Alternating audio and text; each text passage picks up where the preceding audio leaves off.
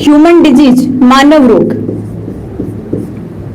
Human disease, मानव रोग, हर एक exam में, चाहे पटवार का हो, चाहे पुलिस का हो, चाहे रीट का हो, चाहे ग्रुप डी का हो, कोई भी ऐसा स्टूडेंट क्लास मिस मत करना, क्योंकि ह्यूमन डिजीज, मानव रोग एक ऐसा चैप्टर है जहां हर एक एग्जाम में सवाल देखने को मिलेगा।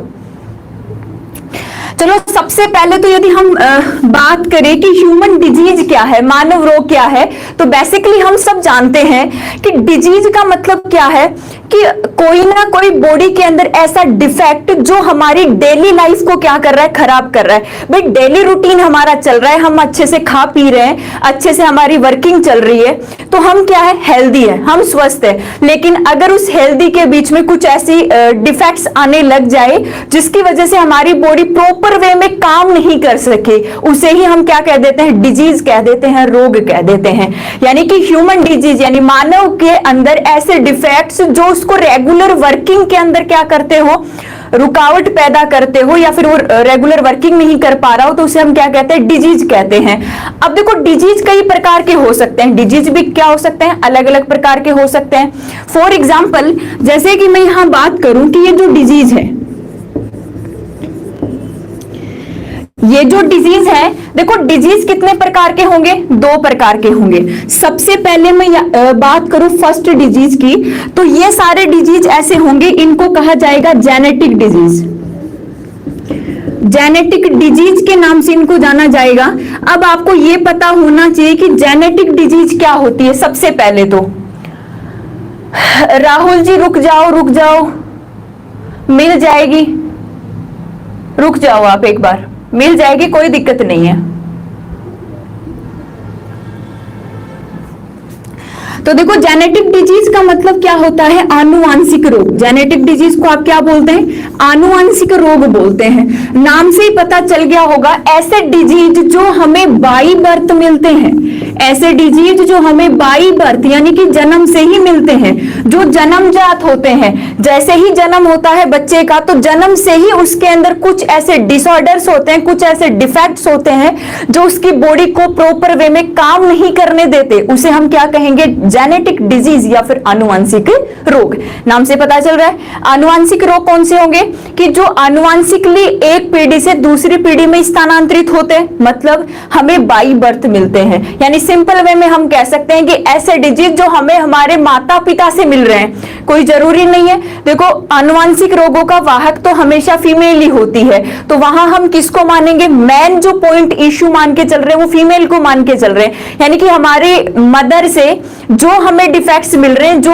ऐसी चीजें जो हमें काम नहीं करने दे रही, या फिर हमारा मेंटली डेवलपमेंट नहीं हो पा रहा, फिजिकली डेवलपमेंट नहीं हो पा रहा, वो सारे के सारे डिजीज कैसे होते हैं, जेनेटिक डिजीज होते हैं। और जेनेटिक डिजीज से इंपॉर्टेंट सवाल पूछे जाते हैं। ग्रुप डी वाले बच्चे और एसएससी, सीपीओ, सीजीएल दोनों के स्टूडेंट्स है वो ध्यान दे लेना, जेनेटिक डिजीज से ज्यादा सवाल आते हैं आपके। इसके बाद में इसका जो दूसरी पार्ट होता है, इसको कहा जाता है एक्वाइड। एक्वाइड का मीन्स क्या होता है, जो हम बाहर से लेते हैं, आप इसको बोल सकते हैं एक्वाइड डिजीज। एक्वाइड डिजीज का मतलब जो हम बाहर से प्राप्त करते हैं, जो बाहर से प्राप्त करते हैं, यानी कि ऐसे डिजीज जो किसी ना किसी इंफेक्शन से, जैसे कि जीवाणु का इंफेक्शन हो गया, यानी बैक्टीरियल डिजीज हो सकती है, विषाणु से हो सकती है, वायरल डिजीज हो सकती है, या फिर प्रोटोजोआ से हो सकती है, प्रोटोजोआ डिजीज हो सकती है, या फिर आप क्या कह सकते हैं, इसके अलावा कुछ फंगल डिजीज भी होती है, फंगल। और फंगल को आप क्या बोलते हैं, कवक। यानी कि कुछ एक डिजीज ऐसी होती है जो किससे होती है, कवक से भी होती है। तो डिजीज को हमने मोस्टली दो भागों में बांटा है। जो हमें बाई बर्थ मिलेगी उसे आप जेनेटिक डिजीज कहेंगे, और ऐसे डिजीज जो हमें बाहर से लेनी पड़ेगी, जो एक्वायर्ड होगी, उसे हम क्या कह देंगे कि जैसे मान लो बैक्टीरियल डिजीज हो गई, बैक्टीरियल इंफेक्शन हो गया, या फिर विषाणु से होने वाले रोग हो गए, प्रोटोजोआ से होने वाले रोग हो गए, और फंगाई यानी कि कवक से होने वाले रोग हो गए। कोरोना एक वायरस है, अशोक स्वामी जी, कोरोना एक वायरस है और वो भी एक्वाइड है। हमें बर्थ से थोड़ी पैदा हुआ था कोरोना, वो तो अब चला है 4-5 महीने से। तो आपको ये चीजें क्लियर कर लेनी है कि डिजीज क्या होती है, दो प्रकार से पढ़ेंगे। एक हम जेनेटिक डिजीज पढ़ेंगे और दूसरे हम क्या पढ़ेंगे, एक्वायर्ड डिजीज पढ़ेंगे। तो मैं बिना किसी देरी के जेनेटिक डिजीज शुरू करने वाली हूं, ठीक है। ये तो क्या है, बेसिकली आपको पता होना चाहिए। क्लास को शेयर करो, क्योंकि अब अपना मेन पॉइंट शुरू हो जाएगा यहां से। तो अब आपकी हेडिंग होगी जेनेटिक डिजीज, यानी कि आनुवांशिक रोग, और इंपॉर्टेंट है, इनमें से कुछ आनुवांशिक रोग तो मैंने पढ़ा भी रखे हैं आपको। अब देखो आगे आप हेडिंग क्या लिखेंगे, जेनेटिक डिजीज, जेनेटिक डिजीज यानी आप क्या लिखेंगे, आनुवांशिक रोग, आनुवांशिक रोग, जेनेटिक डिजीज या फिर आनुवांशिक रोग। आप यहां नीचे ये भी लिख देंगे कि ये हमें बाई बर्थ प्राप्त होते हैं, बाई बर्थ यानी जन्म से ही हमारे साथ आते हैं, उनको क्या कहा जाता है, जेनेटिक डिजीज या फिर आप क्या कहेंगे, आनुवांशिक रोग कहेंगे। अब देखो सबसे पहला जो जेनेटिक डिजीज मैं आपके सामने लेती हूं, इंपॉर्टेंट है, उसका नाम होगा हीमोफीलिया। क्या नाम होता है, हीमोफीलिया, हीमोफीलिया। और कुछ एक स्टूडेंट ऐसे हैं जो ये हीमोफीलिया रोग मेरे से ब्लड वाले चैप्टर में पढ़ चुके हैं, ठीक है। तो देखो हीमोफीलिया जो रोग है, इसको आप हिंदी में रॉयल डिजीज या फिर इसका दूसरा नाम क्या हो सकता है, शाही रोग भी इसको कहा जाता है। आप इसको क्या कह सकते हैं, रॉयल डिजीज या फिर क्या कह सकते हैं, शाही रोग भी इसको कह सकते हैं। क्यों कहा जाता है, इसका कारण है, सबसे पहले ध्यान से सुनो, सबसे पहले हीमोफीलिया रोग कहां देखा गया था, इंग्लैंड में, इंग्लैंड में, ठीक है। और इंग्लैंड की जो महारानी थी, उस महारानी का नाम क्या था, विक्टोरिया। यानी कि सबसे पहले इंग्लैंड की महारानी विक्टोरिया के अंदर हीमोफीलिया रोग देखा गया था, इसीलिए इसको क्या बोला जाता है, रॉयल डिजीज या फिर शाही रोग के नाम से भी जाना जाता है। अब देखो ये जो हीमोफीलिया है, ये इस रोग को, ये हीमोफीलिया नाम है, ये 25 दिसंबर को दिया गया था। ये सवाल अच्छा बनता है, एक ऐसा आनुवांशिक रोग जिसे हीमोफीलिया कहा गया था, कब कहा गया था, 25 दिसंबर को। और आपको पता है कि 25 दिसंबर को क्या होता है, क्रिसमस डे मनाया जाता है, तो इसको क्रिसमस डिजीज के नाम से भी या फिर क्रिसमस फैक्टर भी इसको कहा गया है। ध्यान से सुन लेना, इसको क्रिसमस फैक्टर भी कहा गया है। क्यों कहा गया है, क्योंकि ये 25 दिसंबर को इसको क्या नाम दिया गया था, हीमोफीलिया नाम दिया गया था। अब देखो हीमोफीलिया रोग में होता क्या है, ध्यान से सुनना, एक ऐसा रोग है जिसमें ब्लड की क्लोटिंग नहीं होती, ब्लड की क्या नहीं होती, क्लोटिंग नहीं होती। और ब्लड की क्लोटिंग का मतलब आप कहेंगे कि रक्त का स्कंदन नहीं होता, ब्लड की क्लोटिंग नहीं होती मतलब रक्त का स्कंदन नहीं होता। अब थोड़ी देर इस तरफ आ जाओ, मतलब कुछ एक्स्ट्रा चीजें, इस ब्लड क्लोटिंग से हमें याद आ रहा होगा, तुम्हें भी आ रहा होगा कि जब हमने ब्लड क्लोटिंग पढ़ा था तो क्या पढ़ा था, कैल्शियम आयन को पढ़ा था कि कैल्शियम आयन क्या करवाता है, रक्त का थक्का बनवाता है। फिर हमने किसको पढ़ा था, विटामिन के को पढ़ा था कि विटामिन के भी क्या करती है, रक्त का थक्का बनाने में सहायक है। इसके अलावा हमने फिब्रीन प्रोटीन पढ़ी थी, फिब्रीन प्रोटीन भी क्या करती है, रक्त का थक्का बनाती है। इसके अलावा हमने थ्रोम्बिन प्रोटीन पढ़ी थी, थ्रोम्बिन प्रोटीन भी क्या करती है, रक्त का थक्का बनाती है। तो ये सारे के सारे जो कंपोनेंट्स है, ये ब्लड की क्या करते हैं, क्लोटिंग करवाते हैं, रक्त का थक्का बनाते हैं। अगर एक भी ब्लड फैक्टर में क्लोटिंग फैक्टर एब्सेंट हो गया, कोई भी एक, मान लो कैल्शियम की कमी हो गई, मान लो विटामिन के की कमी हो गई, फाइब्रिन की कमी हो गई, थ्रोम्बिन की कमी हो गई, अगर एक भी फैक्टर यहां से एब्सेंट हो गया तो ब्लड की क्लोटिंग प्रॉपर वे में नहीं चल पाएगी। यानी कि ब्लड की क्लोटिंग कम से कम समय में हो जानी चाहिए। भाई अब कितना मानते हैं कि 2 मिनट के अंदर अंदर ब्लड की क्या हो जानी चाहिए, क्लोटिंग हो जानी चाहिए, लेकिन नहीं होता।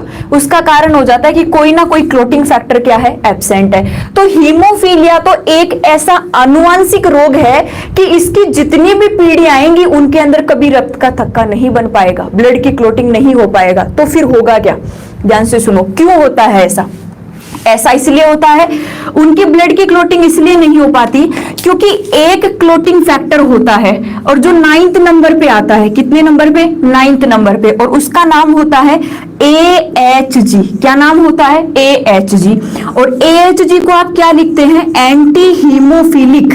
AHG को आप क्या लिखेंगे, एंटी हीमोफिलिक ग्लोब्यूलिन, ग्लोब्यूलिन। और ग्लोब्यूलिन से याद आया होगा, मैंने ग्लोब्यूलिन प्रोटीन पढ़ाई थी आपको, WBC के साथ पढ़ाई थी सबको।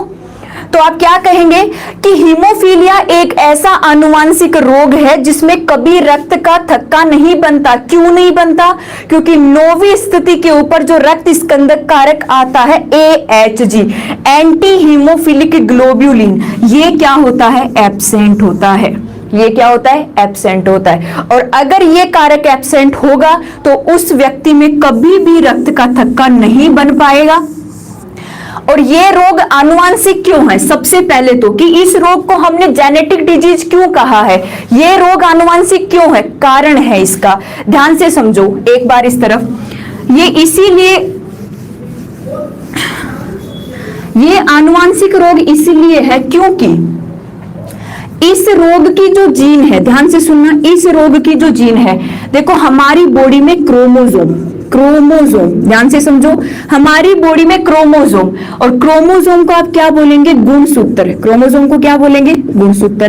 दो प्रकार के गुणसूत्र होते हैं, एक होते हैं ऑटोसोम, क्या होते हैं, ऑटोसोम, और ऑटोसोम को आप क्या कहते हैं, कायिक गुणसूत्र। ऑटोसोम को आप क्या कहते हैं, कायिक गुणसूत्र, समझ लेना अच्छे से। दूसरे गुणसूत्र होते हैं हमारे सेक्स क्रोमोसोम, सेक्स क्रोमोसोम, और सेक्स क्रोमोसोम को अपन क्या कहते हैं, लिंग गुणसूत्र, क्या कहेंगे, लिंग गुणसूत्र। अगर मैं मनुष्य की बात करूं, ह्यूमन की बात करूं, तो टोटल गुणसूत्र कितने होते हैं, 46। कितने होते हैं, 46। इनमें से 44 गुणसूत्र, संख्या भी पूछ ली जाती है, मनुष्य में कितने गुणसूत्र ऑटोसोम होते हैं, तो आप क्या कहेंगे, 44 गुणसूत्र ऐसे होते हैं जो कायिक होते हैं। तो दो गुणसूत्र कैसे होते हैं, लिंगी गुणसूत्र। जैसे अगर मैं फीमेल की बात करूं, महिला की बात करूं, तो महिला में क्या होगा, XX, कितने हो गए, 2 हो गए। अगर मैं मेल की बात करूं तो मेल में कौन सा होगा, XY, ये भी कितने हो गए, 2। 44 और 2 कितने हो गए, 46। यानी कि इन 46 गुणसूत्र में से 44 गुणसूत्र तो केवल कौन से होते हैं, ऑटोसोम होते हैं, कायिक गुणसूत्र होते हैं, और 2 क्रोमोसोम ऐसे होते हैं जो क्या होते हैं, सेक्स क्रोमोसोम होते हैं, लिंगी गुणसूत्र होते हैं। अब अगर आपको पता नहीं है तो एक बात ध्यान से सुनो, कभी भी ध्यान से सुनना, कभी भी अगर कायिक गुणसूत्र के अंदर कोई डिफेक्ट आ गया, ठीक है, सपोज दैट, मेरा एग्जांपल लेती हूं कि मेरे कायिक गुणसूत्र में यदि कोई डिफेक्ट आ गया तो मेरी आने वाली जो जनरेशन होगी उस पर उसका कोई इफेक्ट नहीं पड़ने वाला। क्यों नहीं पड़ने वाला, क्योंकि एक पीढ़ी से दूसरी पीढ़ी में हमेशा सेक्स क्रोमोसोम ही ट्रांसफर होते हैं, हमेशा लिंगी गुणसूत्र ट्रांसफर होते हैं, कभी भी ऑटोसोम एक पीढ़ी से दूसरी पीढ़ी में स्थानांतरित नहीं हो सकते। समझाने के लिए एक एग्जांपल देती हूं, आपने लेमार्क का सिद्धांत पढ़ा होगा। लेमार्क ने क्या कहा था कि उपार्जित लक्षणों की क्या होती है, वंशागति होती है। उदाहरण क्या दिया कि जो जिराफ हुआ करते थे पहले, ध्यान से सुनो, जो जिराफ हुआ करते थे पहले, उनकी गर्दन क्या थी, छोटी थी, लेकिन जैसे जैसे उनकी जो वनस्पति है वो नष्ट होने लगी, खाने के साधन उनको मिल नहीं रहे, तो होता क्या है कि वो धीरे धीरे अपने खाना खाने के लिए, उसको कंप्लीट करने के लिए अपनी गर्दन को ऊपर करने लगे, और एक टाइम ऐसा आया कि उनकी गर्दन क्या हो गई, लंबी हो गई, और उसके बाद उसकी जितनी पीढ़ियां आई उनकी गर्दन क्या थी, लंबी थी। लेमार्क ने ये बोल दिया। उस लेमार्क ने क्या कहा, अब आपको पता है कि उसकी गर्दन लंबी हुई, तो गर्दन लंबी हुई तो क्या उसकी ये जननिक कोशिका है, लिंगी गुणसूत्र में चेंज आया क्या, क्या उसके जो स्पर्म बनने वाले हैं उसमें कोई चेंज आया क्या, नहीं आया। तो चेंज किस में आया, कायिक कोशिकाओं में आया। दूसरा एग्जांपल देखो, एक पहलवान होता है, एक पहलवान जब पहलवानी करने के लिए अपनी मसल्स को क्या करता है, इंक्रीज करता है, बढ़ाता है, तो क्या जन्म से उसको पहलवानी मिली थी, क्या वो पैदा हुआ तब से पहलवान था, नहीं था ना। पहलवान बनने के लिए उसने क्या किया, क्या किया, अपनी मसल्स को क्या किया, बढ़ाया, और पहलवान बन गया। अब आप उसने जो मसल्स को बढ़ाया है, जो चेंजेज वो लेके आया है, वो कायिक गुणसूत्रों में आया है ना, कायिक कोशिकाओं में आया है ना, क्या जननी कोशिकाओं में आया है, क्या स्पर्म में कोई इफेक्ट होने वाला, इससे नहीं होने वाला। मतलब अगर वो पहलवान है तो उसका बेटा कभी पहलवान नहीं हो सकता उसका इंटरेस्ट हो तो वो आगे जाके बन जाए, लेकिन जन्म से वो कभी पहलवान नहीं हो सकता। ये बात क्लियर है, ठीक है। लेकिन यदि अगर किसी व्यक्ति में कोई सेक्स क्रोमोसोम में कोई डिफेक्ट है, कि लिंगी गुणसूत्र के अंदर मान लो कोई डिफेक्ट आ गया, कोई रोग आ गया, तो वो अगली पीढ़ी में क्या होगा, स्थानांतरित होगा। तो ये बात ध्यान रख लेना कि ऐसे रोग भी होंगे, पढ़ाऊंगी अभी, जिसमें ऑटोसोम में परिवर्तन आएगा। वहां आप दिमाग लगा लेना कि अगर ऑटोसोम में चेंज आ रहा है, कायिक गुणसूत्रों में कोई परिवर्तन आ रहा है, तो वो अगली पीढ़ी में कभी स्थानांतरित नहीं होने वाला। क्यों नहीं होने वाला? क्योंकि हमेशा सेक्स क्रोमोसोम ही अगली पीढ़ी में क्या होते हैं? स्थानांतरित होते हैं। सेक्स क्रोमोसोम में क्या होते हैं? अगली पीढ़ी में ट्रांसफर होते हैं। इसीलिए विजमेन ने पता है क्या कहा?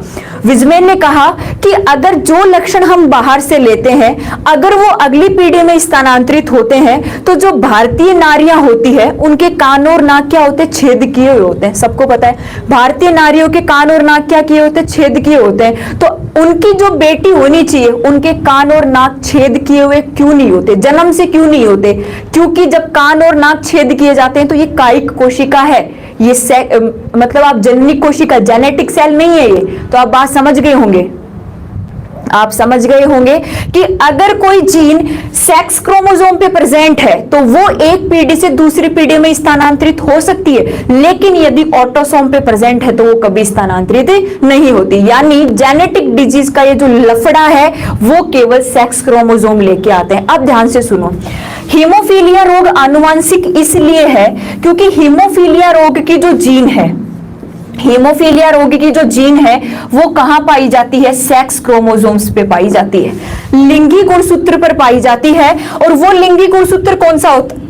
X chromosome. सवाल बहुत बार पूछा गया है कि हीमोफीलिया की जीन कौन से गुणसूत्रों पे पाई जाती है, तो आप कहेंगे लिंगी गुणसूत्र सेक्स क्रोमोसोम पे, और वो भी कौन सा होता है? एक्स वाला। अब आप कहोगे कि मैडम एक्स की तो बहुत सी कंडीशन बन सकती है, कौन कौन सी बनेगी? देखो मैंने लिख लिया महिला। क्या लिखा? महिला। तो आपको पता है कि महिला का जो सेक्स क्रोमोसोम है वो क्या होता है? एक्स एक्स, सबको पता है। फिर मैंने लिख दिया पुरुष, यानी मेल लिख दिया, और पुरुष का क्या होता है? X y. अब देखो कंडीशन क्या हो सकती है, यदि इस एक एक्स गुणसूत्र पर हीमोफीलिया की जीन हो, एच का मतलब समझ गए? हीमोफीलिया। एक स्थिति ये भी हो सकती है और दूसरी स्थिति ये भी हो सकती है कि दोनों पे आ जाए। कोई जरूरी थोड़ी है कि एक ही एक्स गुणसूत्र पर इसकी जीन हो, दोनों पे भी प्रेजेंट हो सकती है। क्लास का टाइम है 2 से 3 प्रमोद जी। अगर मैं यहां बात करूं तो पुरुषों में तो एक ही एक्स गुणसूत्र है, तो उस एक्स गुणसूत्र पे किसकी जीन प्रेजेंट हो? हीमोफीलिया की। अब सुनो, यहां से सवाल अच्छा बनता है। ऐसी महिला जिसके केवल एक एक्स गुणसूत्र पर हीमोफीलिया की जीन पाई जाती है, ये महिला हमेशा वाहक होती है, हमेशा वेक्टर होती है। पहले बात सुनो फिर अच्छे से समझाऊंगी। ऐसी महिला जिसके केवल एक एक्स गुणसूत्र पर हीमोफीलिया की जीन होती है, वाहक होती है, और अगर दोनों पे हीमोफीलिया की जीन आ जाती है तभी महिला क्या हो सकती है? रोगी हो सकती है। और अगर पुरुष के अंदर एक भी एक्स गुणसूत्र पर हीमोफीलिया की जीन आ गई तो पुरुष क्या हो जाएगा? रोगी हो जाएगा। यानी एक बात हमेशा याद रख लेना, जितनी भी जेनेटिक डिजीज है, जितने भी आनुवांशिक रोग है, उनकी वाहक हमेशा फीमेल होगी। सवाल बहुत बार बनता है, कोई भी आनुवांशिक रोग आपको दिया हुआ मिल सकता है कि इस रोग का वाहक होगा पुरुष या महिला। कहीं भी वाहक का नाम दिख जाता है तो हमेशा महिला ही लेना है, क्योंकि महिला ही किसी आनुवांशिक रोग को एक पीढ़ी से दूसरी पीढ़ी में क्या कर सकती है? स्थानांतरित कर सकती है। महिला रोगी तभी होगी जब उसके दोनों एक्स गुणसूत्र पर हीमोफीलिया की जीन होगी, तब तक एक पर प्रेजेंट है वो रोग उसमें नहीं होगा, लेकिन उससे आने वाली जो पीढ़ी होगी, उसके जो बच्चे होंगे, उसके अंदर हीमोफीलिया रोग देखने को मिलेगा। तो ये तीनों जीनोटाइप आपको याद रखने हैं। महिला वाहक कब हो सकती है? आप कहेंगे जब एक एक्स गुणसूत्र पर हीमोफीलिया की जीन हो। महिला रोगी कब हो सकती है? जब दोनों एक्स गुणसूत्र पर क्या हो? हीमोफीलिया की जीन हो। और पुरुष तो रोगी हो जाएगा एक बार भी जीन आ गई तो। पुरुष अगर नॉर्मल है तो नॉर्मल है, पुरुष कभी वाहक नहीं बन सकता। मैं फिर से बोल रही हूं, हमेशा आनुवांशिक रोग की वाहक फीमेल्स होती है, महिला होती है, और रोग सबसे ज्यादा किस में आता है? पुरुषों में आता है। क्लियर है क्या? ये बात क्लियर है? एक बार मैं देखो रिवाइज करती हूं, एक बार देखो रिवाइज करती हूं। आप बोर्ड की तरफ मत देखना, ठीक है? नोटिस करना कि मैं क्या बोल रही हूं और उन चीजों को माइंड में सेट करना, क्योंकि ऑफलाइन क्लास जब अपन करते थे तो बोल बोल के हम चीजों को याद करते थे। बस थोड़ा सा अलग है कि हम ऑनलाइन बैठे हैं, मैं आपको नहीं देख सकती, आप मेरे को देख सकते हैं, बस इतनी सी बात है। अब देखो, हीमोफीलिया रोग शाही रोग कहा जाता है। 25 दिसंबर को इसको हीमोफीलिया नाम दिया गया था, इसके लिए हम इसको क्या बोलते हैं? क्रिसमस फैक्टर के नाम से भी जानते हैं। हीमोफीलिया रोग में कभी भी रक्त का थक्का नहीं बनता। क्यों नहीं बनता? क्योंकि 9वीं स्थिति पर कुल 13 रक्त स्कंदक कारक होते हैं, लेकिन 9वीं स्थिति पर जो रक्त स्कंदक कारक होता है AHG, एंटी हीमोफिलिक ग्लोब्युलिन, वो यहाँ पे क्या होता है? एब्सेंट होता है, जिसके कारण रक्त का थक्का नहीं बनता। हीमोफीलिया की जो जीन है वो X गुणसूत्र पर पाई जाती है। अगर महिला के एक X गुणसूत्र पर हीमोफीलिया की जीन है तो महिला क्या होगी? वाहक, और दोनों पे प्रेजेंट है तो महिला क्या होगी? रोगी। और पुरुष के अगर एक भी X गुणसूत्र पर हीमोफीलिया की जीन आ गई तो पुरुष क्या हो जाएगा? रोगी हो जाएगा। ये क्लियर है क्या?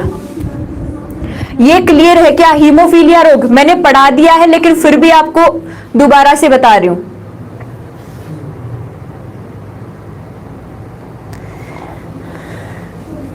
क्लियर है इतना? चलो आगे,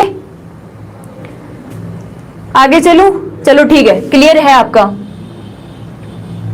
एक खान रुक जा, पढ़ ले बेटा। अब देखो, जैसे ही हम पहला आनुवांशिक रोग हीमोफीलिया पढ़ लेते हैं, इसके बाद में देखो ध्यान से, दूसरा आनुवांशिक रोग, अभी हम आनुवांशिक रोग ही पढ़ रहे हैं। मैं मार्कर चेंज कर लेती हूं एक बार। दूसरा जो आनुवांशिक रोग है हमारा, इसका नाम होता है कलर ब्लाइंडनेस। आप इसे क्या बोलेंगे? Colour blindness.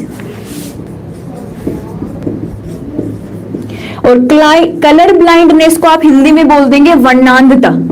वर्णांधता ये भी एक ऐसा रोग है जो जेनेटिक डिसऑर्डर है, तो आप नीचे लिख देंगे एक जेनेटिक डिसऑर्डर, एक जेनेटिक डिसऑर्डर है, एक आनुवंशिक रोग है। ठीक है, अब देखो कलर ब्लाइंडनेस क्या होता है, ध्यान से देखो। कलर का मतलब आप क्या ले रहे हैं? कोई भी रंग है। ब्लाइंड का मतलब क्या होता है? अंधा हो जाना, कि ऐसा कोई रंग जिसको कोई व्यक्ति नहीं देख पाता, प्रॉपर स्पेशल किसी कलर को नहीं देख पाता, उसके लिए जो डिजीज आता है उसे हम क्या कहते हैं? कलर ब्लाइंडनेस, वर्णांधता कहते हैं। यानी आप क्या कहेंगे कि इस रोग में, पहले सुनो, हमारी जो आई होती है, हमारी आंख, ध्यान से सुनो, आपको रट्टे नहीं मारने, कंसेप्ट क्लियर करने हैं। मैं बहुत पहले से बोलते आ रही हूं, आपको कंसेप्ट क्लियर करने हैं, और क्लास को भी शेयर कर दो। अब देखो आई है, इसमें दो प्रकार की सेल होती है। एक होती है रोड सेल, सवाल बहुत अच्छा बनता है। एक रोड सेल होती है और एक कैसी होती है? कोन सेल होती है। एक रोड सेल और एक कौन सी? Cone cell. ये जो रोड सेल है, देखो ये क्या दिखाती है हमें? ब्लैक और व्हाइट कलर, हमें ब्लैक और व्हाइट कलर, यानी कि जो हम ब्लैक और सफेद कलर देख रहे होते हैं, इसको कौन दिखाती है? रोड सेल दिखाती है, जो कहां पाई जाती है? हमारी आंखों में पाई जाती है। अब ये कोन सेल क्या करती है? सी से कौन हो गया, तो सी से आप याद रखेंगे कलर। भाई इसके अलावा जितने भी कलरफुल चीजें हैं जो हमें दिखाई देती है, सब कौन दिखाती है? Cone cell. यानी हमारी आईज में दो प्रकार की सेल होती है, रोड सेल जो हमें ब्लैक और व्हाइट कलर को दिखा सकती है, और कोन सेल ऐसी होती है जो हमें कलरफुल थिंग, यानी कि जितनी भी रंगीन चीजें होती है, जो चारों तरफ आपको रंगीन रंगीन चीजें दिखाई देती है, उसे हम क्या कहते हैं? उसको कौन दिखा रही होती है? कोन सेल दिखा रही होती है। हाँ, सलाका सेल और क्या बोला जाता है? शंकु कोशिका, इनको हिंदी में कहा जाता है। अब होता क्या है कि इस कलर ब्लाइंडनेस में क्या होता है कि अगर कोई व्यक्ति जिसको कलर ब्लाइंडनेस है, तो वो व्यक्ति कभी भी लाल व हरे में विभेद नहीं कर सकता। लाल व हरे में विभेद नहीं कर सकता, यानी कि प्रॉब्लम आती है कौन सी सेल में? कोन सेल में प्रॉब्लम आ जाती है। अब लाल और हरे में विभेद नहीं कर सकता, मतलब वो ये नहीं बताएगा कि ये कलर रेड है, और ये नहीं बता सकता कि ये कलर कैसा है? ग्रीन है। कारण क्या है? उसकी जो कोन सेल्स होती है वो क्या होती है? इफेक्टिव हो जाती है। अब देखो मेन बात ये आती है कि ये कलर ब्लाइंडनेस खुद कैसा है? जेनेटिक डिसऑर्डर है। तो इसकी जो जीन है, इसकी जो जीन है, आपको एक बात तो याद रह गई होगी, कहां पाई जाएगी? सेक्स क्रोमोसोम पे। तो कौन से गुणसूत्र पर कलर ब्लाइंडनेस की जीन पाई जाती है? तो सेम हीमोफीलिया, सेम हीमोफीलिया, यानी कि किस पे पाई जाती है? एक्स गुणसूत्र पर कलर ब्लाइंडनेस की जीन पाई जाती है। अब उसी तरीके से 3 जीनोटाइप बनेंगे आपके पास, जैसे मैंने लिख दिया इस तरफ फीमेल, और फीमेल में गुणसूत्र क्या होते हैं? एक्स एक्स, और मैंने लिख दिया यहाँ पे मेल, मेल में गुणसूत्र क्या होते हैं? X Y. इसकी जीन किस गुणसूत्र पे है? एक्स गुणसूत्र पे। तो मैंने ये लिख दिया कि इस एक एक्स गुणसूत्र पे कलर ब्लाइंडनेस की जीन उपस्थित है सी। फिर मैंने लिख दिया कि एक दूसरा जीनोटाइप ऐसा है जिसके दोनों एक्स गुणसूत्र पे किसकी जीन है? कलर ब्लाइंडनेस की। और पुरुष के भी एक्स गुणसूत्र पे किसकी जीन है? कलर ब्लाइंडनेस की। अब देखो, जैसा हीमोफीलिया में हुआ था सेम वैसा ही, अगर एक एक्स गुणसूत्र पर कलर ब्लाइंडनेस की जीन आती है तो ये महिला कैसी होगी? वाहक होगी, वेक्टर होगी। और ये महिला जिसके दोनों एक्स गुणसूत्र पर कलर ब्लाइंडनेस की जीन है, ये महिला कैसी हो जाएगी? रोगी हो जाएगी। कैसी हो जाएगी? रोगी। और ये पुरुष, पुरुष का तो कोई भी जीन देख लो आप एक्स गुणसूत्र पे, सीधा रोगी लगा देना, आपको सोचने की जरूरत नहीं है, क्योंकि पुरुष नॉर्मल है तो एक्स वाई होगा, और अगर कोई ना कोई डिफेक्ट है तो आपको एक्स पे कुछ भी लिखा हुआ मिलेगा, यानी किसी ना किसी आनुवांशिक रोग की बात कर रहे हैं, तो आप इसे क्या कह देंगे? ये पुरुष कैसा होगा? रोगी होगा। यानी एक बात समझ में आ गई कि आप कोई भी आनुवांशिक रोग ले लो, उसकी वाहक हमेशा फीमेल ही होगी। और वाहक कब होगी? जब उसके एक एक्स गुणसूत्र पे किसकी जीन है? कलर ब्लाइंडनेस की, या फिर हीमोफीलिया की, या फिर कोई भी जेनेटिक डिजीज की जो आनुवांशिक रूप से हमें बाई बर्थ मिलता है। क्लियर है इतना? देखो, कलर ब्लाइंडनेस वर्णांधता एक आनुवांशिक रोग है जिसमें रोगी व्यक्ति लाल और हरे में विभेद नहीं कर सकता, क्योंकि उनकी कौन सेल के अंदर क्या आ जाता है? डिफेक्ट आ जाता है। कौन सेल क्या करती है? हमें कलर दिखाती है, हमें जितनी भी रंगीन वस्तुएं हैं वो दिखाने का काम करती है। कौन सी सेल? कौन सेल। हमें ब्लैक एंड व्हाइट को दिखाने का काम कौन करती है? रोड सेल करती है। जो डॉग होता है ना, कुत्ता, डॉग, डॉग के अंदर कौन सेल एब्सेंट होती है? ये भी याद रख लेना। कुत्ता कभी रंगीन चीजें नहीं देख सकता। कुत्ता जो है, डॉग जो है, वो कभी रंगीन चीजें नहीं देख सकता, उसको ब्लैक एंड व्हाइट ही दिखेगा। क्यों दिखेगा? क्योंकि उसके अंदर कौन सेल नहीं पाई जाती। कुत्ते में, डॉग में कभी कौन सेल नहीं पाई जाती। जो कलर ब्लाइंडनेस है, इसकी जीन कहां पाई जाती है? एक्स गुणसूत्र पे। और अगर एक एक्स पे है शंकु, दिनेश प्रजापति जी कौन को बोलते हैं हिंदी में? शंकु, शंकु। और रोड को बोलते हैं सलाका, सलाका कोशिकाएं, रोड सेल। और कौन को बोलते हैं? शंकु, कौन सेल। तो हमेशा आनुवांशिक रोग की वाहक कौन होगी? महिला होगी। और पुरुष के यदि एक भी एक्स गुणसूत्र पर वर्णांधता की जीन आ जाती है तो पुरुष क्या हो जाता है? रोग हो जाता है।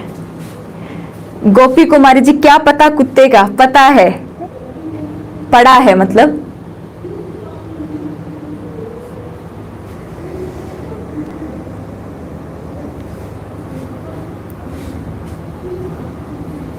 चलो आगे, हो गया? स्क्रीनशॉट लेना है, जल्दी से ले लो।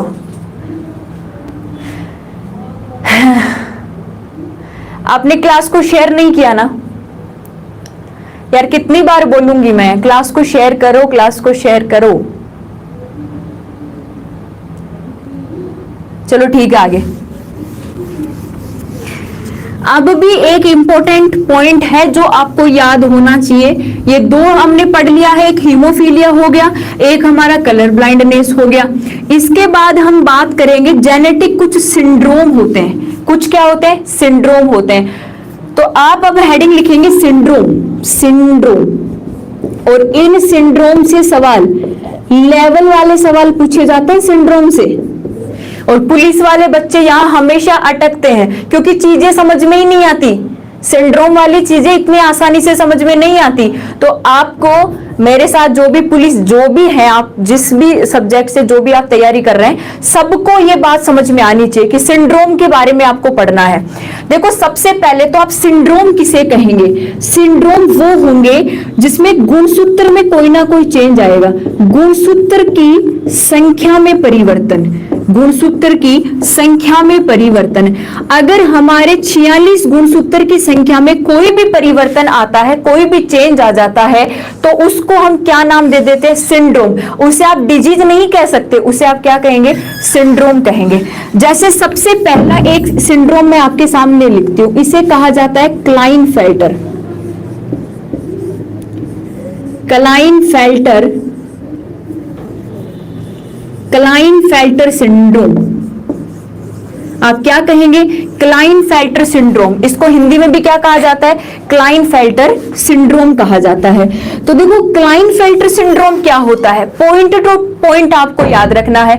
आपको क्या याद रखना है कि क्लाइनफेल्टर सिंड्रोम किसमें होता है? मेल में होता है, यानी कि किसमें होता है? पुरुष में होता है। अगर ये सिंड्रोम पुरुष में प्रेजेंट है तो क्या इफेक्ट्स इसके होते होंगे, ध्यान से देखो।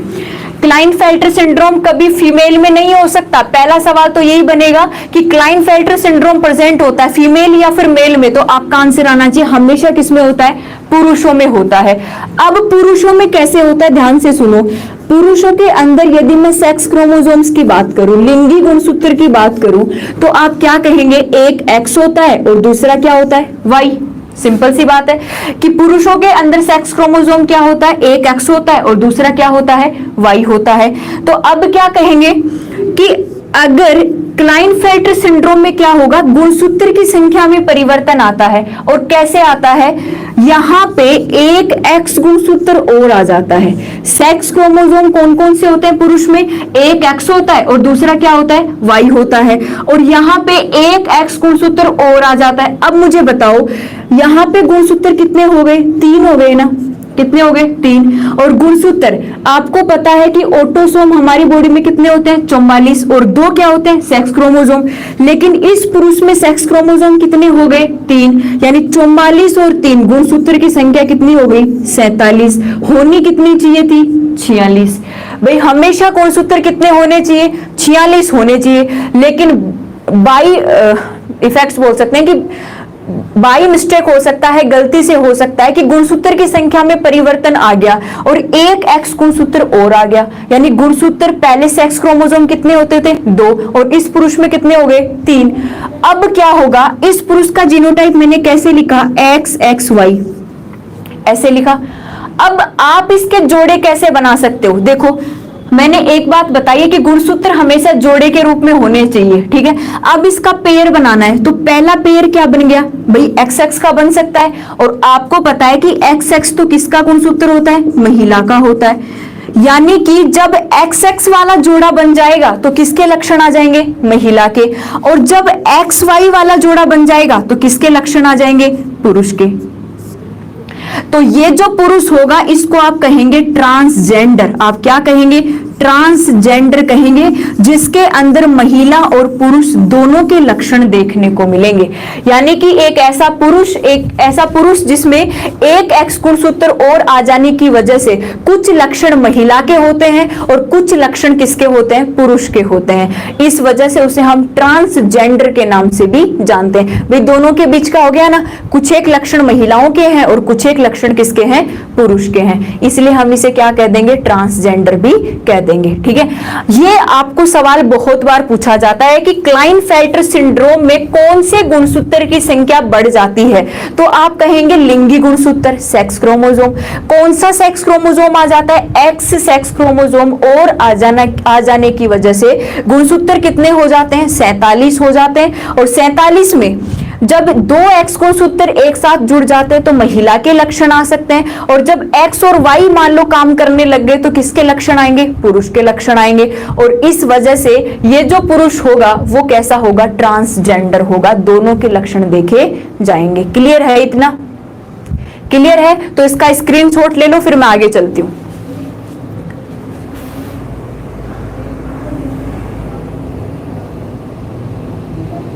हाँ फिर से बता देती हूं।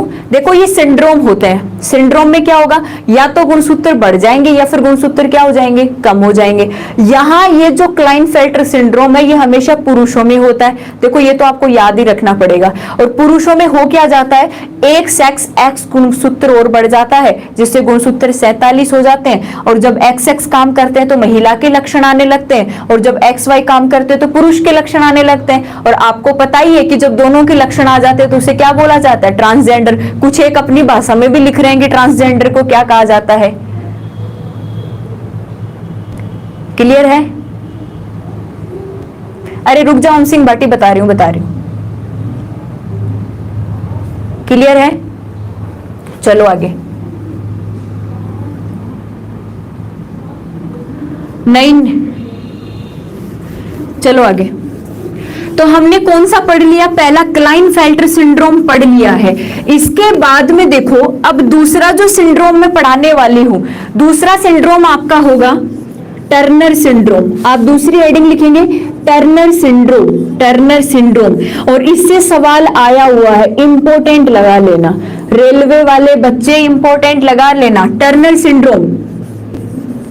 टर्नर सिंड्रोम क्या होता है, देखो जैसे क्लाइनफेल्टर सिंड्रोम किसमें था, पुरुषों में था, वैसे ही ये टर्नर सिंड्रोम हमेशा किसमें होता है, फीमेल में होता है, यानी किसमें होगा, महिलाओं में होगा। अगर ये सिंड्रोम महिलाओं में है तो देखो महिलाओं में क्या होगा कि आपको पता है कि महिला के जो सेक्स क्रोमोसोम्स होते हैं वो क्या होते हैं, XX। क्या होते हैं, XX प्लस आप क्या लिखते हैं, 44। 44 क्या होते हैं, ऑटोसोम। 44 क्या होते हैं, ऑटोसोम होते हैं। तो 44, 45, 46 टोटल गुणसूत्र कितने हो गए, 46 हो गए। क्लियर है। लेकिन जब किसी महिला में टर्नर सिंड्रोम होता है तो इस महिला में क्या हो जाता है, एक एक्स गुणसूत्र गायब हो जाता, एक एक्स गुणसूत्र यहां से गायब हो जाता है और महिला में गुणसूत्र की संख्या कितनी रह जाती है, 45 रह जाती है। अभी मैंने कहा है आपको कि गुणसूत्र की संख्या बढ़ भी सकती है तो गुणसूत्र की संख्या कम भी हो सकती है। मैम ये किस कारण से होता है, सपना राज जी, ये अपने गुणसूत्र में जैसे मान लो कि फिलहाल में यूवी रेज बहुत ज्यादा हो रही है, या फिर जब बेबी वुम्ब में है, यानी कि जब कोई लेडी प्रेग्नेंट है तो बार बार में सोनोग्राफी करवाई जाती है, तो आपको पता है कि वहां पे एक्स रेज, अल्ट्रावायलेट रेज काम में ली जाती है, तो उनकी वजह से गुणसूत्र में क्या आ जाती है, कभी गुणसूत्र बढ़ जाते हैं और कभी गुणसूत्र क्या हो जाते हैं, कम हो जाते हैं। ये इसका रीजन होता है। तो अब क्या होगा कि अगर किसी महिला में टर्नर सिंड्रोम है तो उसका एक एक्स गुणसूत्र यहां से गायब हो जाएगा और गुणसूत्र क्या हो जाएंगे, एक्स 0 हो जाएंगे और उस महिला में गुणसूत्र की संख्या कितनी हो जाएगी, 45 हो जाएगी। अब देखो यदि महिला में दोनों गुणसूत्र प्रेजेंट थे तो ये महिला में क्या लेके आ रहे थे, द्वितीयक गौण लैंगिक लक्षण, यानी कि अंडाणु, यानी कि एग का परिपक्वन हो रहा था और अंडाणु बन रहा था। ठीक है। और जो ओवेरी है, जो अंडाशय है, वो भी क्या बना रहा था, एग बना रहा था। ठीक है भाई। सेकेंडरी सेक्स कैरेक्टर्स क्या होते हैं आपको भी पता है कि जैसे एग का फॉर्मेशन हो रहा है ओवेरी में, एग का मैच्योरेशन हो रहा है, एमसी चल रही है, मेंस्ट्रुअल साइकिल चल रहा है। कल ही मैंने चैप्टर पढ़ाया है और ये चीजें मैंने अच्छे से क्लियर भी करवाई है। ये काम कौन कर रहा है, ये XX गुणसूत्र कर रहा है। जैसे ही इस महिला में एक एक्स गुणसूत्र की कमी आ जाएगी, इस महिला के अंदर जो अंडाणु है वो कम संख्या में बनेंगे और अंडाणु का परिपक्वन नहीं हो पाएगा। परिपक्वन नहीं हो पाएगा, क्यों नहीं हो पाएगा, क्योंकि अंडाशय अपरिपक्व रहता है, क्योंकि अंडाशय खुद अपरिपक्व रहता है, अंडाशय अपरिपक्व रहता है। और आपको पता है कि अगर ओवेरी ही अपरिपक्व है तो क्या अंडाणु का परिपक्वन हो सकता है, क्या नहीं हो सकता। यानी कि फिर अगर ये कोई लेडी ऐसी है जिसमें टर्नर सिंड्रोम है तो ये नॉन फर्टाइल हो जाएगी, ये बंदे हो जाएगी, यानी कि ये कभी बच्चे को जन्म नहीं दे सकती। ऐसी महिला जिसमें एक एक्स गुणसूत्र की कमी हो जाती है वो महिला कभी बच्चे को जन्म नहीं दे सकती। क्यों नहीं दे सकती, क्योंकि ओवेरी डेवलप नहीं हो पाता तो एग नहीं बनेगा, और एग नहीं बनेगा तो वो कभी अंडाणु नहीं है तो निषेचन नहीं होगा, जाइगोट नहीं बनेगा और वो कभी बच्चे को जन्म नहीं दे सकती, यानी कि बांझ हो जाती है, बंदे हो जाती है। ये हमने पढ़ा है हमारा टर्नर सिंड्रोम। ध्यान से देखो, टर्नर सिंड्रोम किसमें होता है, फीमेल्स में, महिलाओं में। होता क्या है, सेक्स क्रोमोसोम महिलाओं के क्या होते हैं, XX, यानी कि हम लिखते हैं XX प्लस 44। गुणसूत्र कितने हो गए, 44, 45, 46। इनमें से 44 क्या होते हैं, ऑटोसोम होते हैं, कायिक गुणसूत्र होते हैं। लेकिन होता क्या है कि यहाँ पे अगर किसी महिला में टर्नर सिंड्रोम है, देखो ये जन्म से ही है, ऐसा मत सोच लेना कि जन्म के बाद हो रहे हैं। हमने ऑलरेडी पहले लिखा है जेनेटिक डिसऑर्डर हमेशा जन्म से आते, बाई बर्थ आते हैं। ठीक है। तो अगर ये कोई लड़की पैदा होगी तो वो लड़की जन्म से ही नॉन फर्टाइल होगी। अब उसको ये चीज का पता नहीं है, लेकिन जब उसका मान लो मेडिकल होगा उस टाइम पे पता लगेगा कि इसमें केवल एक ही सेक्स क्रोमोसोम है, X, और एक सेक्स क्रोमोसोम की क्या है, कमी है। कमी होने की वजह से ओवेरी अच्छे से काम नहीं कर पाएगा और वो क्या हो जाएगी, बांझ हो जाएगी, बंदे हो जाएगी। क्लियर है।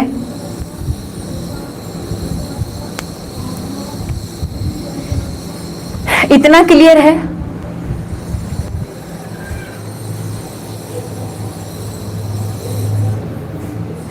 इलाज तो क्यों नहीं है, टेस्ट ट्यूब बेबी हो सकता है, इलाज तो है, लेकिन चीजें तो पढ़नी पड़ेगी।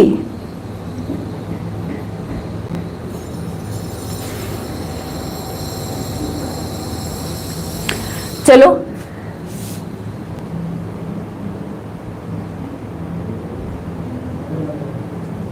ओके, चलते हैं आगे। देखो आपके डाउट्स है ना, एक बात मेरी अच्छे से सुन लो, आपके डाउट्स हैं, मुझे पता लग रहा है कई स्टूडेंट्स के डाउट्स आ रहे हैं, जैसे शिव राठौड़ जी के आ रहे हैं। तो आप एक काम करेंगे, देखो टॉपिक मेरा निकल गया है, तो मैं लास्ट के 5 मिनट रुक जाऊंगी और 5 मिनट मैं आपसे पूछ के निकल जाऊंगी कि आपका कोई डाउट है तो वो मैं क्लियर करके चली जाऊंगी, ठीक है? नहीं सुजीत राव जी, ऐसी बात नहीं है, मैं बिल्कुल गुस्से में नहीं हूं। आगे चलते हैं। गुस्से में होके कर भी क्या लेंगे, आप पे ही गुस्सा निकालूंगी तो फिर चल गया काम। गुस्सा भी निकालना चाहिए, लेकिन वो तब निकालना चाहिए जब आपकी कोई गलती हो, बिना किसी गलती के गुस्सा होना भी सही नहीं है। अब देखो हमने 2 डिजीज पढ़ लिए, एक कौन सा पढ़ा आपने, 2 सिंड्रोम पढ़े, एक क्लाइनफेल्टर पढ़ा और दूसरा कौन सा पढ़ा, टर्नर पढ़ा। अब तीसरा सिंड्रोम कौन सा है, आप लिखेंगे पटाऊ सिंड्रोम, और इंपॉर्टेंट है पटाऊ सिंड्रोम। पटाऊ सिंड्रोम, अब नाम से थोड़ा अटपटा लग रहा होगा, पटाऊ सिंड्रोम, कि ये कौन सा सिंड्रोम आ गया मैडम, पटाऊ सिंड्रोम। बिल्कुल ये सिंड्रोम होता है, पटाऊ सिंड्रोम होता है। अब देखो पटाऊ सिंड्रोम क्या होता है, ध्यान से सुनो। हमने अभी 2 जो पीछे सिंड्रोम पढ़े थे, वहां पे सेक्स क्रोमोसोम में क्या हो रही थी, कमी हो रही थी, कभी बढ़ रहे थे। लेकिन जब मैं पटाऊ सिंड्रोम की बात करती हूं तो ये सिंड्रोम देखो मेल में भी हो सकता है तो फीमेल में भी हो सकता है, यानी पुरुष और महिला दोनों के अंदर पटाऊ सिंड्रोम हो सकता है। अब देखो पटाऊ सिंड्रोम में क्या होगा, अभी हमने पढ़ा 2 प्रकार के गुणसूत्र होते हैं, एक कौन से होते हैं, ऑटोसोम, क्या होंगे, ऑटोसोम, प्लस दूसरे कैसे होते हैं, सेक्स क्रोमोसोम, दूसरे कैसे होते हैं, सेक्स क्रोमोसोम। अब देखो ऑटोसोम्स होते हैं, इनकी संख्या हमने कितनी लिखी है, 44। थोड़ा कमेंट सेशन पे कम ध्यान दो और इधर ध्यान दो, अभी मैं सवाल पूछूंगी फिर देख लेना। आपको क्या करना है, ऑटोसोम कितने होते हैं, 44 होते हैं, और सेक्स क्रोमोसोम अगर फीमेल की बात कर लो, फीमेल की बात करेंगे तो आप बोल दोगे मैडम XX होते हैं, और मेल की बात करोगे तो बोल दोगे मैडम कौन सा होता है, XY होता है। लिख दिया मैंने। अब क्या होगा, इस पटाऊ सिंड्रोम में एक्चुअल में क्या होता है कि इस 44 में से जो 13वां गुणसूत्र है, यानी कि जो 13 वाला 13वां गुणसूत्र, 13वां गुणसूत्र, और आपको पता है कि हमेशा गुणसूत्र का क्या होता है, जोड़ा होता है। कभी गुणसूत्र अकेला नहीं रह सकता, हमेशा क्या बनाएगा, पेयर बनाएगा। जैसे 46 गुणसूत्र है तो कितने जोड़े हो गए, 23 जोड़े बन गए भाई। 46 गुणसूत्र है तो कितने जोड़े बन गए, 23। तो गुणसूत्र हमेशा जोड़े में होते हैं, यानी कि जो 13वां गुणसूत्र है वो भी जोड़े में है। तो मैंने इसको लिख दिया कि जैसे 13वां गुणसूत्र है, इसके 2 सदस्य हैं, एक A है और दूसरा क्या है, B है। क्लियर है? तो पटाऊ सिंड्रोम में क्या होता है कि इस 13वें गुणसूत्र जैसा एक दूसरा गुणसूत्र और आ जाता है, जैसे कौन सा आ गया, C वाला आ गया। तो मैंने C वाले को गोला लगा के क्या लिख दिया कि 13वें गुणसूत्र की कॉपी, 13वें गुणसूत्र की कॉपी, गुणसूत्र की कॉपी, यानी कि जैसा का जैसा 13वां गुणसूत्र होता है वैसा का वैसा एक क्रोमोसोम और आ जाता है। भाई 13वें गुणसूत्र कितने थे, 2 थे, एक जोड़ा होता है तो कितने हो गए, 2, A और B थे, और तीसरा कौन सा आ गया, C वाला आ गया। गुणसूत्र पहले कितने थे, 45 46 थे, एक और आ गया तो गुणसूत्र की संख्या कितनी हो गई, 47। सबसे पहले तो आपको याद रखना है गुणसूत्र की संख्या कितनी हो गई, 47 हो गई। अगर किसी बच्चे में ये डिफेक्ट हो गया, देखो इसको क्या बोल सकते हैं, trisomy of 13 chromosome, trisomy of 13 chromosome, यानी कि 13वें गुणसूत्र की ट्राइसोमी हो जाती है, यानी कि 13वें कितने गुणसूत्र हो जाते हैं, 3। सिंपल याद रखो यार, पटाऊ सिंड्रोम ऐसा सिंड्रोम जिसमें 13वें गुणसूत्र कितने आ जाते हैं, 3, होने कितने चाहिए थे, 2, और गुणसूत्र अब टोटल कितने हो गए, 47। अगर ये सिचुएशन आ गई तो इसके लक्षण जब बच्चे का जन्म होगा ना तो देखने को मिलेगा। पहला लक्षण देखने को मिलेगा, ऊपर वाला होठ कटा हुआ होता है, ऊपर वाला होठ, यानी कि जो अपर लिप होता है उसका ऊपर वाला होठ होता है वो कटा हुआ होगा, यानी कि बीच में एक कट लगी हुई होती है। दूसरा लक्षण आपको देखने को मिलेगा, जीभ पर कट दिखाई देंगे, जीभ पर कट दिखाई देंगे, यानी कि जीभ पर भी ऐसे लाइनें दिखाई देगी जैसे जीभ क्या है, कटी हुई है। वो कौन सा सिंड्रोम होता है आपका, पटाऊ सिंड्रोम होता है। ठीक है, तो पटाऊ सिंड्रोम के बारे में पूछ लिया जाए कि पटाऊ सिंड्रोम को इसके साथ तीसरा लक्षण और लिखेंगे, ऐसे बच्चों का डाइजेस्टिव सिस्टम, ध्यान से सुन लो, ऐसे बच्चों का डाइजेस्टिव सिस्टम भी क्या होता है, कमजोर होता है, कमजोर होता है। और ये प्री मैच्योर होते हैं। कैसे होते हैं, प्री मैच्योर। और प्री मैच्योर का मतलब समझ गए होंगे कि इनका जन्म 9 मंथ से पहले ही हो जाता है, इनका जन्म 9 मंथ से पहले ही हो जाता है। तो आप एक बार रिवाइज करो मेरे साथ, थोड़ा सा हार्ड लग रहा होगा, प्लीज गाइज सैक्रिफाई करो, चीजों को याद करने की कोशिश हम करेंगे। भाई मैं भी तो कोशिश कर रही हूं, तो आपको भी मेरे साथ बने रहना है। ठीक है, आप ध्यान से देखो, पटाऊ सिंड्रोम क्या है, ये मेल और फीमेल दोनों में पाया जाता है। होता क्या है कि इस सिंड्रोम में सेक्स क्रोमोसोम में कोई इफेक्ट नहीं आता, यानी कि चेंज किस में आता है, ऑटोसोम में आता है। ऑटोसोम कितने होते हैं, 44। और होता क्या है, कौन से ऑटोसोम में चेंज आता है, 13वां, यानी कि पटाऊ सिंड्रोम में 13वां गुणसूत्र एक और आ जाता है। ठीक है, तो होगा क्या भाई, गुणसूत्र पहले 13वें कितने थे, 2, अब कितने हो गए, 3, तो 46 से गुणसूत्र कितने हो गए, 47। अगर ऐसी कोई सिचुएशन आ जाती है तो वो बच्चा प्री मैच्योर होगा, यानी 9 मंथ से पहले हो जाएगा और प्री मैच्योर होगा। और उसका जो ऊपर वाला होठ है उस पे कट लगा हुआ मिलेगा, जीभ पे छोटे छोटे से लाइनें होंगी, कटिंग लाइनें से लगेगा, जीभ क्या है, कटी हुई है। इसके अलावा उसका जो डाइजेस्टिव सिस्टम है, जो पाचन तंत्र है, वो भी क्या होगा, कमजोर होगा। तो ये सिंड्रोम आपको बहुत अच्छे से याद रखना है। सवाल बन जाता है कि पटाऊ सिंड्रोम के अंदर कौन से गुणसूत्र में परिवर्तन आ जाता है। अगर अब आपसे पूछ लिया जाए कि बताओ क्या ये पटाऊ सिंड्रोम अगली पीढ़ी में स्थानांतरित होगा, भाई ऐसा पॉसिबल है क्या कि पटाऊ सिंड्रोम अगली पीढ़ी पर स्थानांतरित हो, नहीं होगा। क्यों नहीं होगा, यहाँ पे सेक्स क्रोमोसोम में छेड़छाड़ी नहीं हुई है। अगर सेक्स क्रोमोसोम में कोई डिफेक्ट आ जाता तो हम बोल सकते थे कि उसकी अगली पीढ़ी के अंदर ये डिजीज क्या हो जाए, फैल जाए। लेकिन ये ऑटोसोम में है, ये कायिक गुणसूत्रों में परिवर्तन होने के कारण कभी भी अगली पीढ़ी में ट्रांसफर नहीं होगा। कुमार गौरव जी क्या बोल रहे हैं, मैम प्लेलिस्ट बना दो।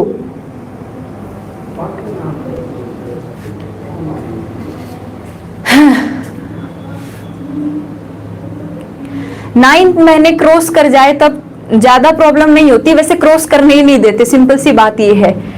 डॉक्टर्स इंजेक्शन दे देते हैं रिलैक्सिन हार्मोन का, जो प्रसव पीड़ा स्टार्ट करता है, फिर या तो बाय ऑपरेशन या फिर नॉर्मल डिलीवरी से बच्चे का क्या हो जाता है, जन्म हो जाता है। इसका स्क्रीनशॉट ले लो, फिर मैं आगे चलती हूँ। राकेश वर्मा मैम प्लेलिस्ट बनाओ।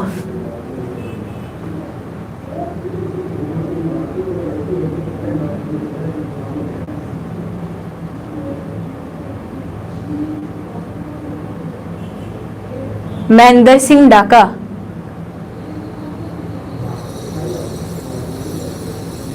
नहीं, जेनेटिक डिजीज में हम इसे नहीं कहेंगे कि ये आनुवंशिक रूप से फैलेगा, बट ये है, इसको जेनेटिक डिजीज इसलिए बोलेंगे क्योंकि हमें ये बाई बर्थ मिल रहा है। भाई जन्म से मिल रहा है, बाद में थोड़ी हो रहा है। तो जो जन्म से मिलते हैं वो क्या होते हैं, जेनेटिक डिसऑर्डर होते हैं। Thank you. कौन है, एस शर्मा जी। चलो ठीक है, आगे बढ़ते हैं।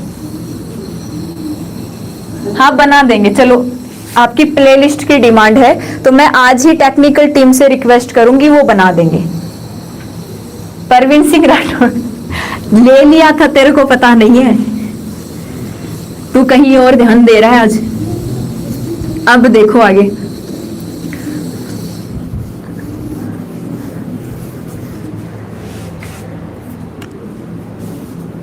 अब देखो आगे, हमने 3 सिंड्रोम पढ़ लिए। अब चौथा सिंड्रोम आप लिखेंगे डाउन सिंड्रोम। आप क्या लिखेंगे, डाउन सिंड्रोम लिखेंगे। और डाउन सिंड्रोम भी इंपॉर्टेंट है, इंपॉर्टेंट लगा लेना डाउन सिंड्रोम को। डाउन सिंड्रोम भी क्या है, इंपॉर्टेंट है।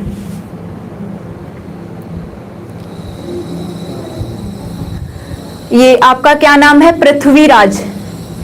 एक बात मैं आपको बता देती हूँ, मुझे बोलना नहीं चाहिए, आज तक मैं कभी क्लास में नहीं बोली हूँ, बट जब बर्दाश्त से बाहर हो जाती है चीजें तो बोलना ठीक होता है। बात ये है, देखो आपके कमेंट्स, आपके ऑफलाइन कमेंट्स हमें सब पता चलते हैं, ठीक है, तो मुझे कोई दिक्कत नहीं है, उस एक कमेंट से मुझे कोई फर्क नहीं पड़ने वाला। लेकिन एक आपको भी पता है कि आपके सामने अगर मैं पढ़ा रही हूँ तो हो सकता है कि या तो मैं आपकी सिस्टर, बड़ी सिस्टर होंगी, या फिर छोटी बहन हो सकती हूँ, या फिर जो भी है, तो प्लीज थोड़ा सा सोच समझ के, थोड़ा सा सोच समझ के, हमारे भी घर वाले होते हैं। और आपका नाम मुझे याद रह गया क्योंकि मैंने बहुत अच्छे से आपका कमेंट सेशन देखा था। अब देखो डाउन सिंड्रोम क्या होता है। डाउन सिंड्रोम को अगर अपन पढ़ना चाहे तो वैसा ही हम पढ़ेंगे कि डाउन सिंड्रोम भी मेल और फीमेल दोनों में हो सकता है, मेल और फीमेल दोनों में हो सकता है, पुरुष और महिला दोनों में हो सकता है। तो ध्यान से देखो डाउन सिंड्रोम में क्या होता है, हमने क्या लिखा कि जो ऑटोसोम होते हैं, जो ऑटोसोम होते हैं ये कितने होते हैं, 44, चाहे महिला हो चाहे पुरुष हो, ऑटोसोम कितने होंगे, 44 होंगे, ठीक है। अब इसके साथ ऑटोसोम, और ऑटोसोम के साथ आप क्या लिखते हैं, सेक्स क्रोमोसोम, और वो कितने होते हैं, 2, या तो XX होंगे या फिर क्या होंगे, XY होंगे।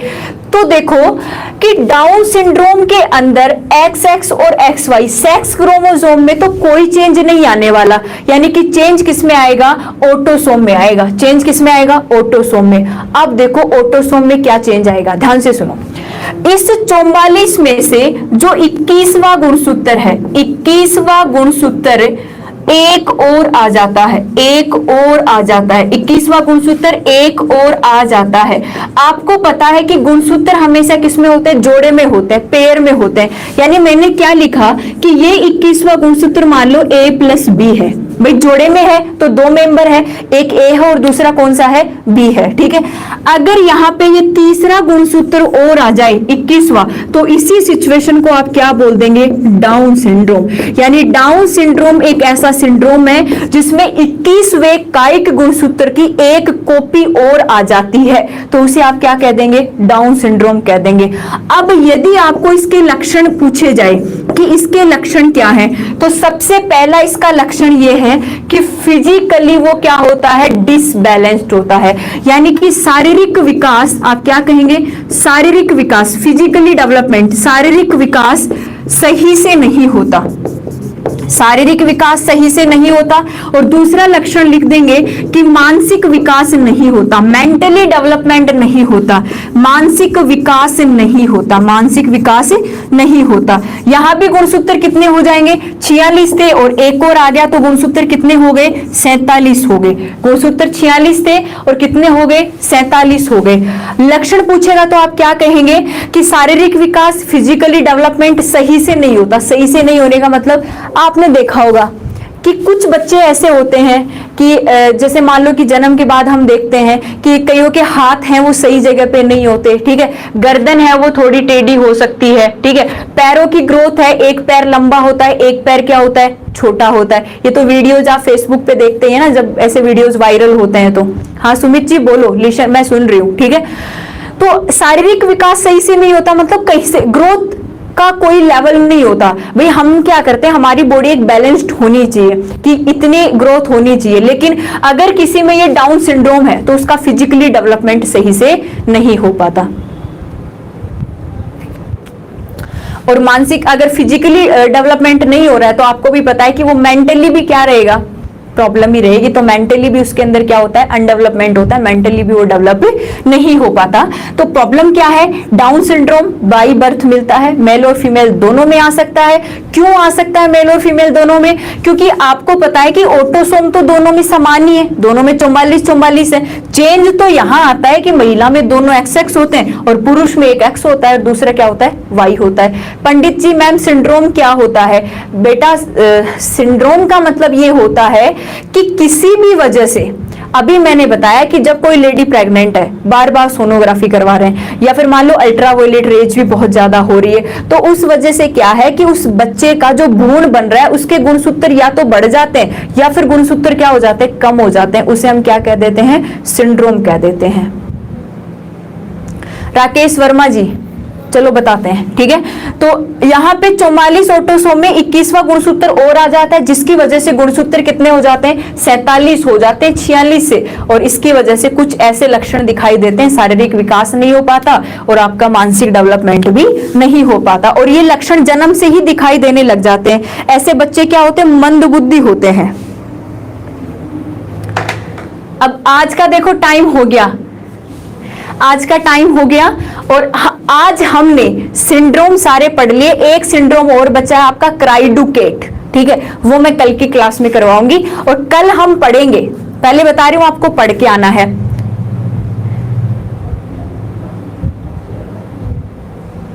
थैंक यू परम जी, क्या नाम है आपका। तो आपको कल क्या पढ़ के आना है पहले बता रही हूं। कल हम पढ़ेंगे बैक्टीरियल डिजीज, जीवाणु जनित रोग, और वायरल डिजीज, विषाणु जनित रोग। ये दोनों डिजीज हम कल कंप्लीट करने वाले हैं।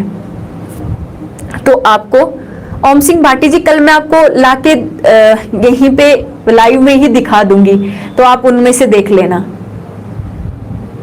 रीजनिंग की क्लास चल तो रही है, आज सुबह से स्टार्ट हुई है रीजनिंग की क्लास, आपने ली नहीं क्या?